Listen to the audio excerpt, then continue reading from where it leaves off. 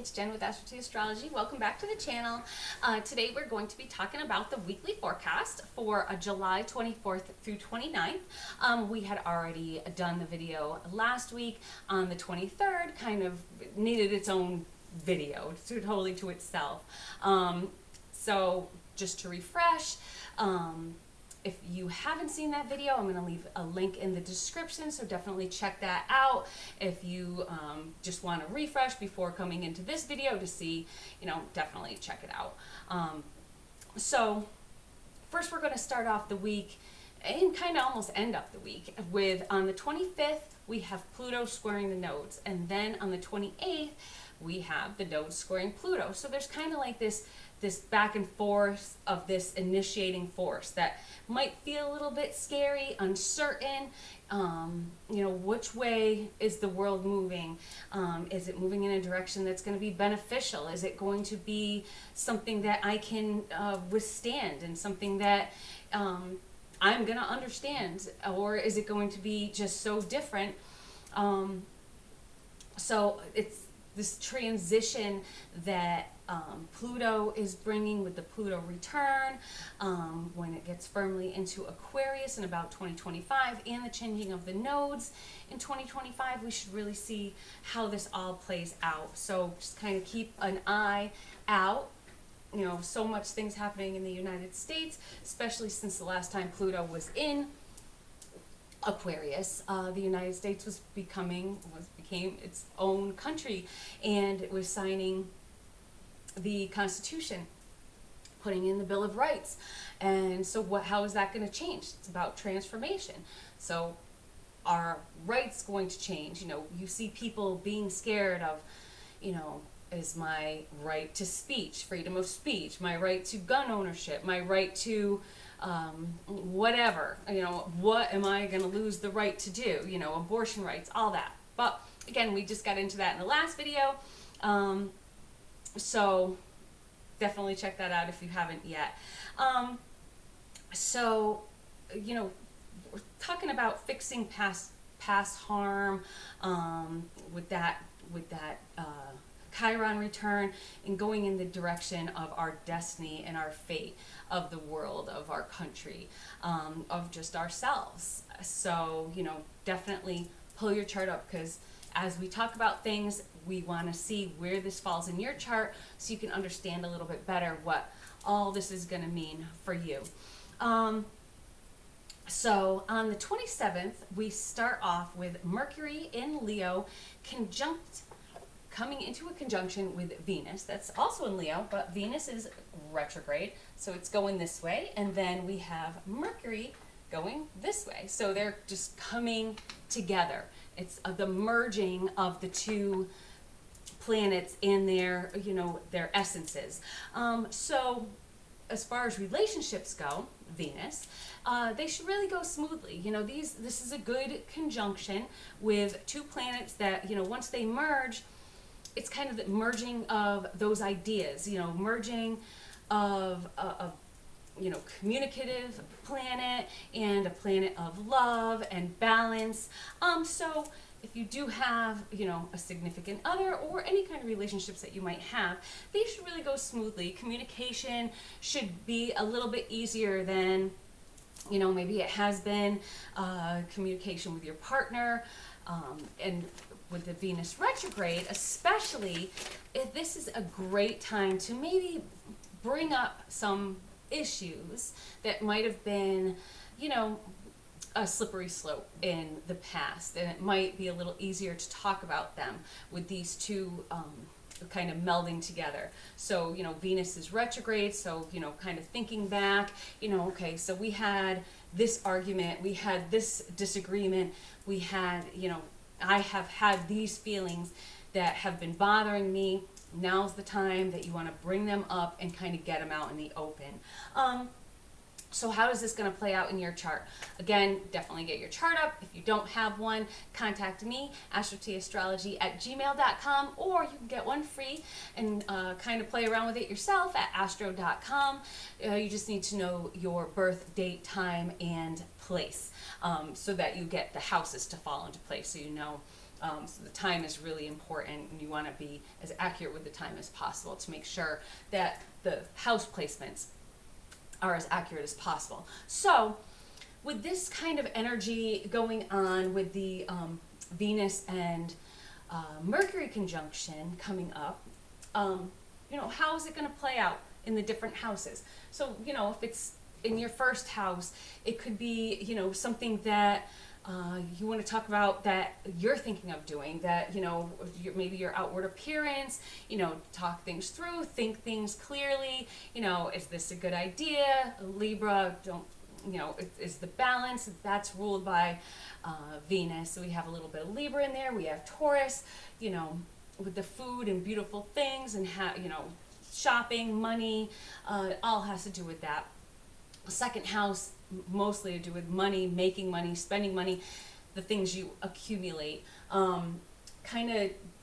This Mercury will help, maybe regulate it a little bit, maybe to think things through, to kind of, use that Mercury to balance, your budget, balance your, okay, I'm going to buy this, but I'm going to put this on hold for now, and then we'll kind of back burner that. And it'll help you kind of, really think things through and be a little more logical about it, instead of, just going out and spending money, or ways of earning money. Like, how can I do that? Maybe, we'll have a tag sale, or, something like that.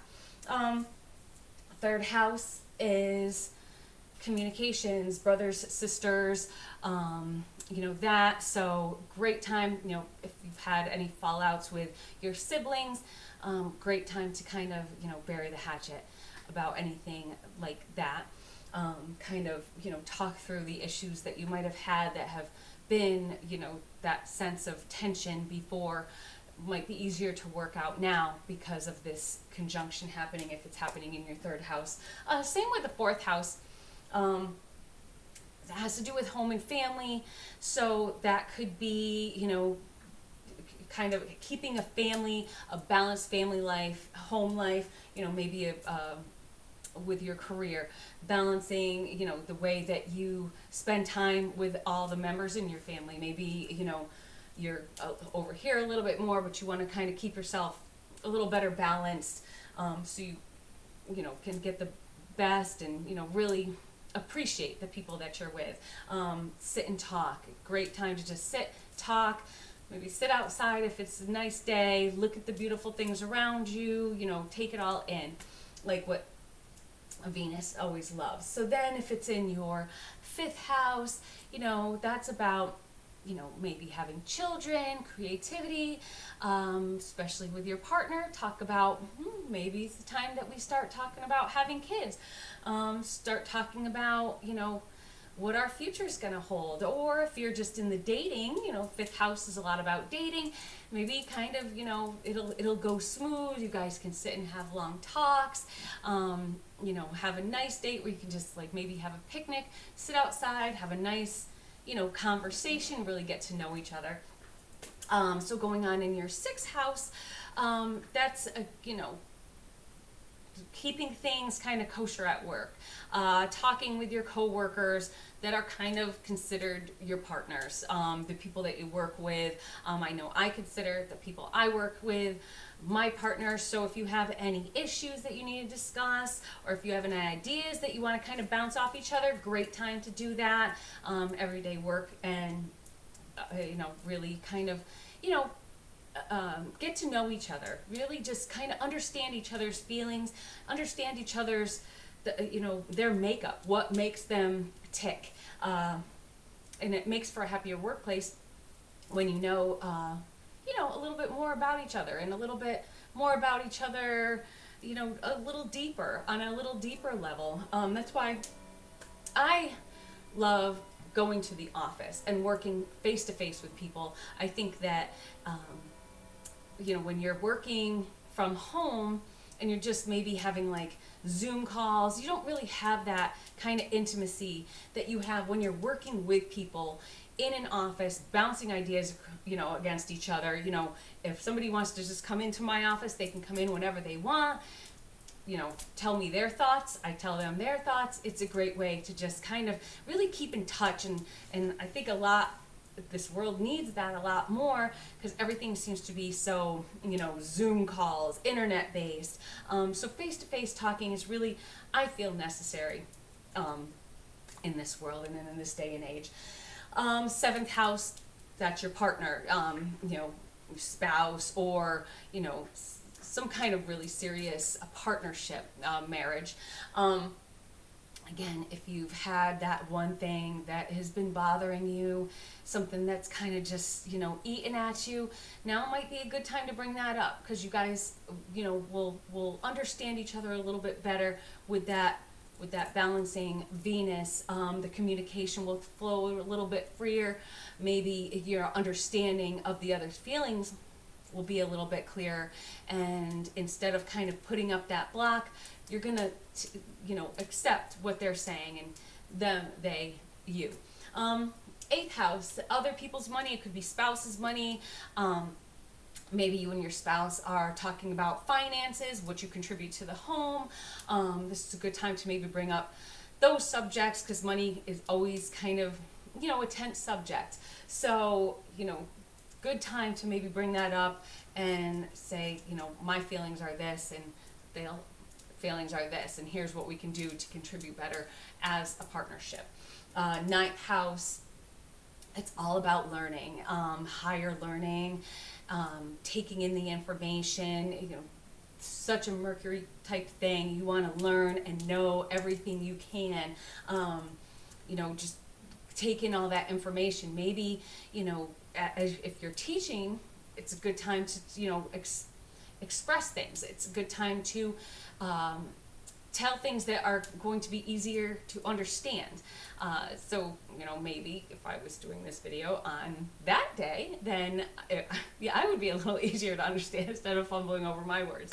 So it's about teaching, preaching even. If you're going to church, really listen to the sermon, or whatever denomination you might be. Kind of take it in, and you'll understand it a little bit better. I know when I used to go to church when I was younger, the sermons, that is when I would just completely blank out and, think about anything but church. But, it might come a little easier with understanding, whatever you could be involved in. 10th house is your career. If your career involves a partnership, that could be something, again, contracts, signing contracts, discussing contracts, money, how things are going to be divvied up. Just really career based, bouncing ideas off each other, and how are we going to grow this business? How are we going to, excel and get bigger? We have the 11th house. 11th house, larger groups, friends, acquaintances, internet community. So again, great time if you're, doing YouTube videos. You might be able to express yourself, explain things a little bit easier, kind of on a more balanced level. So, if there's certain things that, you kind of tread lightly about, you might be able to see it on a little more of a balanced scale, using that Venus to really explain things, to make them a little more understandable to the masses. Try and stay out of the, he said, she said, one side, and just kind of, keep that scale just level. You want to understand both sides, and you want to, appease both sides, because why alienate anybody? You want to keep everybody, the more the merrier. You want to just, keep all your, see both sides. It's just, it makes for, I think, a better world. Then we have the 12th house. That's kind of our, I guess, our enemies. It could be, our enemies could be enemies of ourselves. It could be actual people. So maybe if there is that person that, you have that animosity with, that you just don't get along with, might be a time to kind of, again, bury the hatchet, work things out, kind of get through those, tough moments. Having somebody dislike you can be really, crushing to your soul. You don't understand, you just want, again, I mean, I'm a Libra, so I have a Libra sun, and I have a Taurus moon, so I'm full Venus, and I'm full, with the scales, and I like to see both sides. And when there's somebody that has animosity towards me, I want to know why. I want to kind of figure it out and say, like, okay, how can we work through this, and how can we make it better? Because nobody wants people not to like them. So, so you just make the world a better place. Anyway, so that's how it's going to work out for you. Again, it also depends on where all your planets are. So, wherever it falls, whatever aspects it's making. If it's making squares, it might be a little bit harder than if it's making trines, for instance. If you have, it's pretty, because I have my Venus in my 8th house, which is Leo. And then all this is going to kind of be happening right around there, right around the same degree even. So for me, I'm married, so it could have to do with finances. It could have to do with some tough subjects in my marriage. It could have to do with just, those taboo things that you don't like bringing up. So I know with that being conjunct to my Venus, that really brings out a lot of Venusian, especially since I have, again, my sun and moon both ruled by Venus, and then, so I feel like, I'm going to be feeling this a lot, and we'll see how this all plays out. So then, moving on, we have on the 28th, we have Mercury in the last critical degree of Leo. So it is about to move into Virgo, but before it does that, it is going to be making a trine with the nodes, which are in Aries. So right here in Aries, and it's just about moving into Virgo. So it's going to hit that trine. So this might feel like an urgency. So coming off this nice conjunction, we're going to feel like, whoa, I got to do something. I got to, this is the North Node we're talking about, which has to do with our destiny, our fate, what we're, feel like we're moving towards in this life, what we feel like we're meant to be in this life.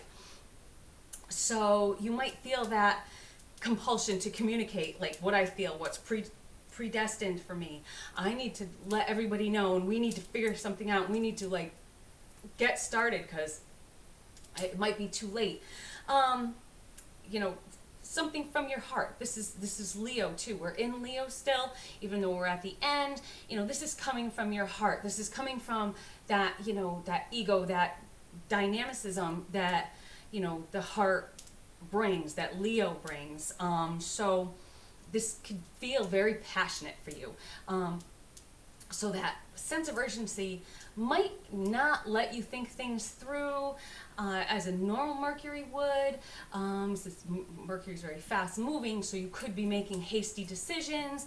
You're thinking with your heart, Leo, and not your head, Mercury. Globally still, it's about, rushing to change things, to make changes before it's too late. Are there going to be new bills signed? Are there going to be new laws signed? Are there going to be executive orders signed that, I need to do this right away before it's too late? So just try and take that time to just step back and think a little bit. It's a fast moving planet, so it's going to be very quickly moving into Virgo. So it's going to settle into Virgo. Virgo is, it's at home in Virgo, it rules Virgo. So Virgo is a mutable sign. It's about adapting. So if say some things do happen, say some, things are changed because of this urgency, because of just the, everything that's going on in the world, this mutability will help, with problem solving, with adapting, with kind of just, working through any changes, any confusion you might have, and really kind of putting it in line, just kind of like, okay, so here, here, here, here. You know, this is what I'm going to do step by step, you know, keeping lists, keeping, you know, things in order, really getting down to the bare minimum, knowing the how and the why, and, you know, really just trying to just really get to know, like, why did this happen? And now what are we going to do? You know, and if you know a Virgo, they keep lists. They have, you know, they have things kind of planned out. So this Mercury moving into Virgo will kind of, you know, get us all to be a little more of that, you know, understandable, mutable quality. That's the kind of go with the flow quality.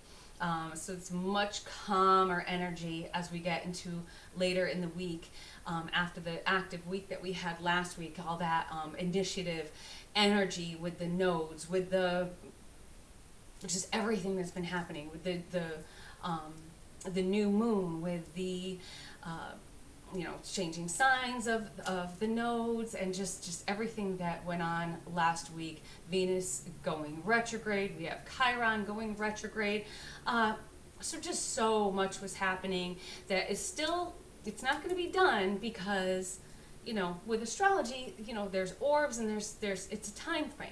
So it's not just that one day. You're going to be feeling the resonating effects of these transits for a while now, and so you want to, you know, if you don't have any mutable in your chart, you kind of want to like channel somehow to kind of get that go with the flow. You know, maybe do a little bit of meditation, maybe do just like some breathing exercises, you know, stimulate that, you know, central nervous system to just kind of, you know, process, keep things under control, you know, calm your breath, calm your mind. When your mind is racing with that, you know, Virgo or that Mercury just kind of making your mind race and that overthinking, just take time to just breathe and relax, and everything's going to end up working out if you just kind of ride the waves and go with the flow.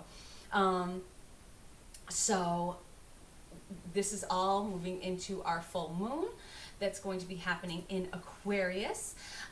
So, and what's also happening is that's when the Lionsgate portal opens. So I'm going to do a video on that. That's going to be, I think this Friday I'm going to put that one out. So we're going to do a little bit working with that full moon and with this Lionsgate portal that really kind of, well, we'll get into it in the new video. I'm not going to get you all confused. So be sure to hit that subscribe button and hit the little bell so you'll get the notification for the new videos coming up.